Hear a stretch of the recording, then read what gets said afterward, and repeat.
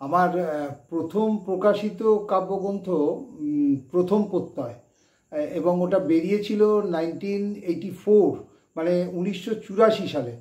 তো সেই বইটার থেকে আমি দুটো কবিতা আপনাদের সামনে, স্বরচিত কবিতা পড়ব।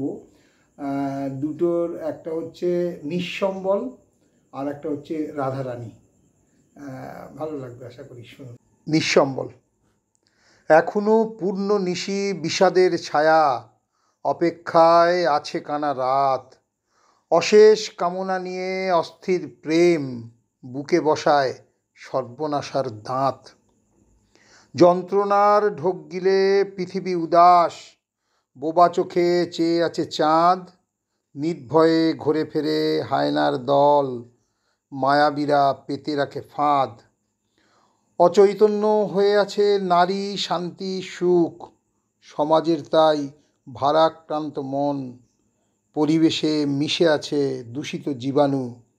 খোয়া গেছে হৃদয়ের অমূল্য সে ধন।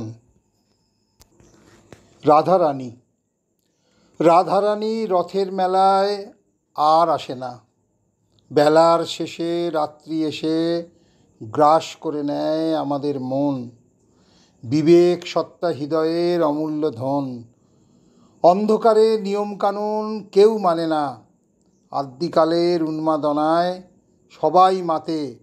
দুঃখ জ্বালা যন্ত্রণাতে বসে বসে ফন্দি আঁটে গুপ্ত ঘাতক। রাধারানী রথের মেলায় আর আসে না। মনের মানুষ খুঁজে খুঁজে সন্ধ্যা কাটায়। হায়, বেঁচে থাকার শখ বাঁচাতে সতীত্ব যায়। নমস্কার।